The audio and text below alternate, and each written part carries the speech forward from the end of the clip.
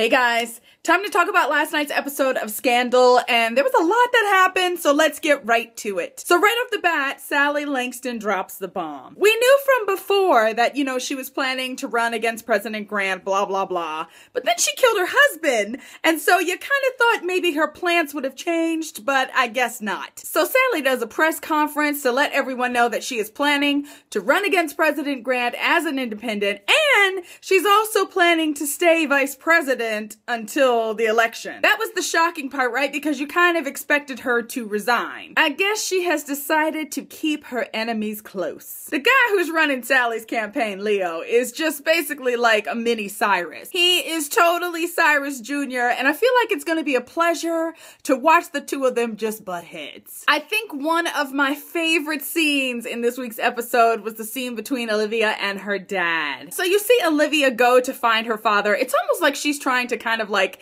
extend an olive branch. She's letting him know, like, look, I know you lost your job. I know how much that meant to you. I just wanted to say I'm sorry. But Papa Pope does not do rainbows and unicorns because he squashes that with the quickness. He pretty much tells her that she should run, that everyone who is connected to Fitzgerald Grant should run because Rowan is coming and everyone should be afraid. I just felt bad because you got that she was trying to like have a father-daughter moment with him. And I mean, like, he went all biblical. At one point, he was all like, rend your garments. I mean, it was just like, it was a lot. We just pretty much get that Rowan is out for blood and that he is planning to take out Fitzgerald Grant. I don't know if he's gonna kill him or if he's just planning to basically destroy him politically. By the end of the episode, we do see Rowan make a connection with Leo, the guy who's in charge of Sally Langston's campaign, so maybe Fitz should be afraid. Now, my second favorite scene of this episode goes to the Mellie and Olivia have lunch scene, cause it was deep. So Mellie basically stages this lunch between her and Olivia so that the paparazzi and everyone can see it. We get that all of a sudden, all of these rumors that Olivia and the president are having an affair have kind of resurfaced, and so Mellie's trying to squash that. It was just such a picture of their relationship, right? Because as you see the people taking the pictures, they look all nice and everyone's smiling and we've got wine and oh my gosh, they look like they're having a great time. But of course, as Mellie's smiling, she's calling Olivia a whore. And yeah, it was just all really fake. She really pushes Olivia too, right? And tells her like, you need to pick an eligible bachelor and you need to start dating him so people see that so we can kind of squash these rumors. And by the end of the episode, we get that Olivia does that. She realizes that Mellie is right. And so she allows herself to get photographed, taking like a Sunday afternoon stroll in the park with Jake. And there's kissing and coffee and what could be more romantic. Now, of course, Fitz doesn't love this, but I think he would hate the alternative, if Olivia had to quit as his campaign manager. And so I think it'll be interesting to kind of see what comes of that, because obviously we get that Jake has feelings for Olivia. At one point, Olivia, I think, genuinely had feelings for him as well. And so, yeah, that love triangle is alive and kicking, people. There was this really tiny moment when Jake and Olivia were talking where she kind of mumbled under her breath that Vermont was getting farther and farther away. And Jake is kind of like, what did you say? But of course, we know what she's trying to say.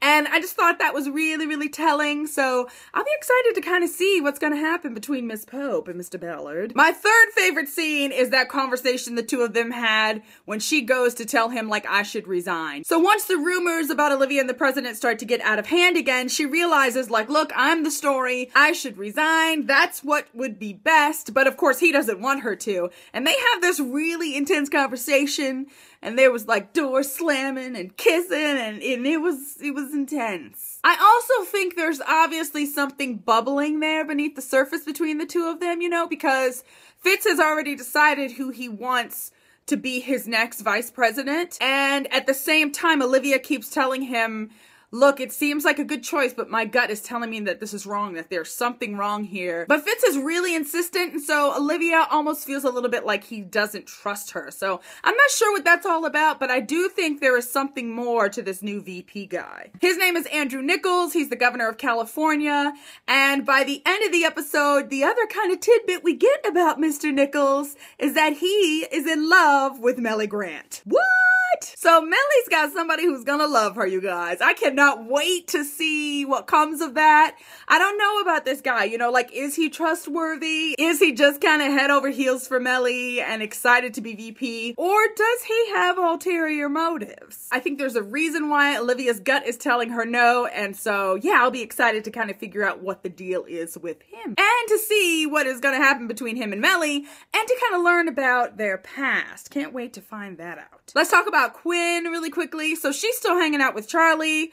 I think still trying to get a job at B613, but Jake shuts that down really quickly. So we get that she's not going to be B613, but at the same time, she's still working with Charlie. I mean, like, at one point they do this small job for Cyrus that involves her pretty much kidnapping this small child, and she does it. So I'm just a little concerned about Quinn and where she's headed. So I won't be surprised if we see Olivia really try to kind of rein her back in. Lastly, let's talk about David Rosen and James. You know, they've got this tape of the phone conversation between Sally Langston and Cyrus on the night that Sally decided to stab her husband to death. Of course, David realizes that they can't use this tape in court, like it wouldn't be admissible. And so he really wants to team up with James to try to find more information. At the same time, we also get that there's a reporter who somebody is feeding information to. Somebody is feeding her hints about the fact that the vice president's husband didn't have an autopsy. Why is that? Blah, blah, blah. By the end of the episode, we get that this person is James, and David tells him pretty much like, you're an idiot, you're in trouble, they're gonna kill you. But James also seems kind of determined. I mean, we get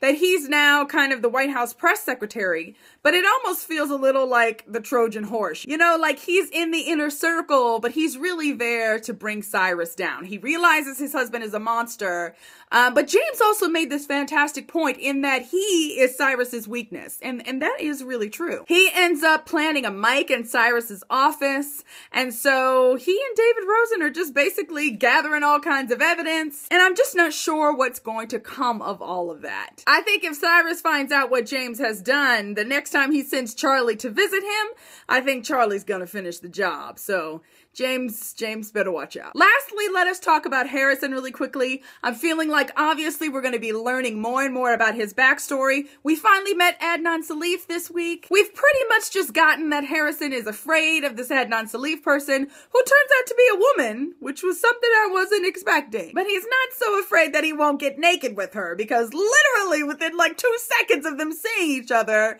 they just start ripping their clothes off. So yeah, I'll be interested to learn the backstory there. Overall, I thought it was a good episode. I did feel like it was a bit choppy at the beginning. It just felt like it took a little while to get itself into a good rhythm. It wasn't until about halfway through that it started to feel like it was flowing really well to me. I will say that I am super excited about the fact that these last 8 episodes of this season are gonna be back to back, so no more breaks. So I'm really, really excited about that. As always, you guys, I would love to hear what you guys thought about this week's episode. I am sure you guys have plenty to say.